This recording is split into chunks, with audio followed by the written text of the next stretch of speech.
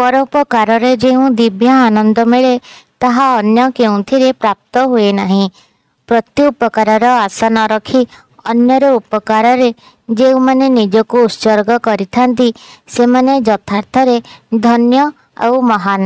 ଅନ୍ୟର ଉପକାର ନ କରି ସ୍ୱାର୍ଥ ପ୍ରଣୋଦିତ ହୋଇ ମନୁଷ୍ୟ ହୁଏତ ଲାଭବାନ ହୋଇପାରେ, କିନ୍ତୁ ସେ ଲାଭ ସେ ଉନ୍ନତି କେତେ ଦିନ? ଆସନ୍ତୁ ଶୁଣିବା ଏ ସମ୍ପର୍କରେ ଏକ କାହାଣୀଟିଏ। ବହୁତ ଦିନ ତଳର କଥା। ଏକ ପାହାଡ଼ିଆ ନଦୀ କୂଳରେ ଜମା ହୋଇଥାନ୍ତି ଅନେକ ଲୋକ। ସମସ୍ତେ ଜଳପୂର୍ଣ୍ଣ ନଦୀର ପ୍ରଖର ସ୍ରୋତ ପ୍ରାକୃତିକ ଦୃଶ୍ୟକୁ ଉପଭୋଗ କରିବାରେ ବ୍ୟସ୍ତ ଥାନ୍ତି। ହଠାତ୍ ଏକ ଅଘଟଣ ଘଟିଲା। ଛୋଟ ପିଲାଟିଏ ନଦୀ ଗର୍ଭରେ ପଡ଼ିଗଲା। ପିଲାଟିର ମା ବିକଳରେ ଛୁଆକୁ ଉଦ୍ଧାର କରିବା ଲାଗି ଚିତ୍କାର କରୁଥାଏ। ଆଖପାଖରେ ଠିଆ ହୋଇଥିବା ଲୋକମାନେ ସେ ସ୍ଥାନକୁ ଦୌଡ଼ି ଆସିଲେ।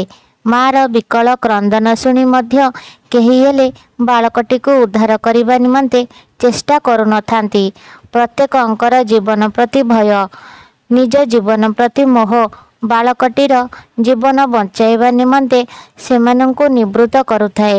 ଜଣେ ଜଣକ ମୁହଁକୁ ଚାହୁଁଥାନ୍ତି, ପ୍ରତ୍ୟେକ ଭୟ କରୁଥାନ୍ତି।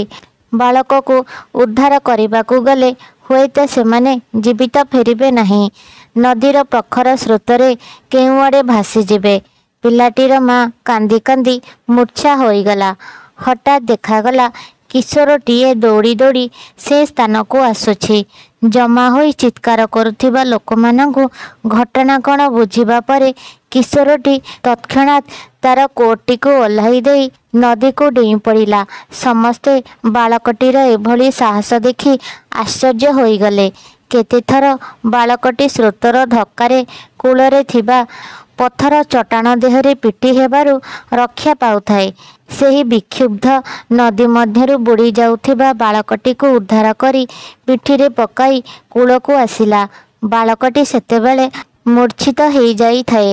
ପ୍ରତ୍ୟେକ କିଶୋରଟିର ଏଭଳି ଅଦ୍ଭୁତ ସାହସକୁ ପ୍ରଶଂସା କଲେ। ଏହା ଶୁଣି କିଶୋରଟି କହିଲା, ଏଥିରେ ପ୍ରଶଂସା କରିବାର କିଛି ନାହିଁ। ମୁଁ ତ ତାହା ହିଁ କରିଛି ଯାହା ଗୋଟିଏ ମଣିଷର ଅନ୍ୟ ମଣିଷ ପ୍ରତି କର୍ତ୍ତବ୍ୟ।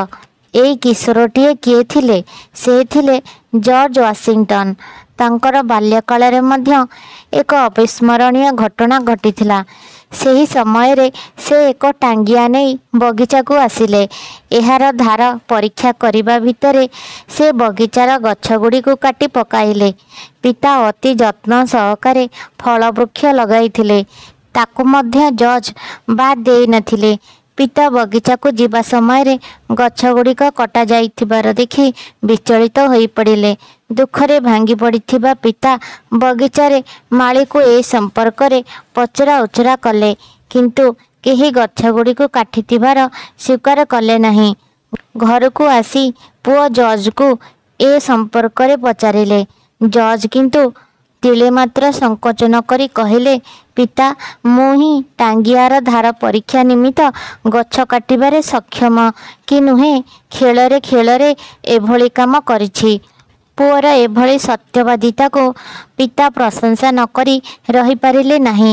ନିର୍ଭୀକ ଭାବରେ ସତକଥା କହିଥିବାରୁ ତାଙ୍କର ଉଦ୍ବେଗ ସଞ୍ଚୟ ଗ୍ଳାନି ଦୂର ହୋଇଗଲା। ପରବର୍ତ୍ତୀ ସମୟରେ ଏହି ସତ୍ୟବାଦୀ କିଶୋରଟି ଆମେରିକାର ସର୍ବୋଚ୍ଚ ପଦବୀ ରାଷ୍ଟ୍ରପତି ଆସନ ଅଳଙ୍କୃତ କରିଥିଲେ। କର୍ତ୍ତବ୍ୟ ପାଳନର ପଥ, ତ୍ୟାଗର ପଥ, ସତ୍ୟର ପଥ କଣ୍ଟକିତ ନିଶ୍ଚୟ। ଏ ବାଟରେ ଚାଲିବାକୁ ହେଲେ ଅନେକ ଝଡ଼ଝଞ୍ଜା କଷ୍ଟ ସହିବାକୁ ହୋଇଥାଏ। ତଥାପି ଏହି ମାର୍ଗର ସାଧକ ନିମିତ୍ତ ପରବର୍ତ୍ତୀ ସମୟରେ ଶ୍ରେଷ୍ଠ ପୁରସ୍କାର ଅପେକ୍ଷା କରି ରହିଥାଏ। ନିଷ୍ଠାର ସହ କର୍ତ୍ତବ୍ୟ ପାଳନ, ପରୋପକାର, ସତ୍ୟ ହେଉଛି ମହାର୍ଘ ସମ୍ପଦ।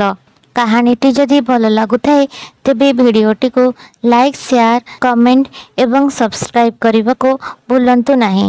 ଭିଡ଼ିଓଟିକୁ ଶେଷ ପର୍ଯ୍ୟନ୍ତ ଦେଖିଥିବାରୁ ଆପଣମାନଙ୍କୁ ବହୁତ ବହୁତ ଧନ୍ୟବାଦ।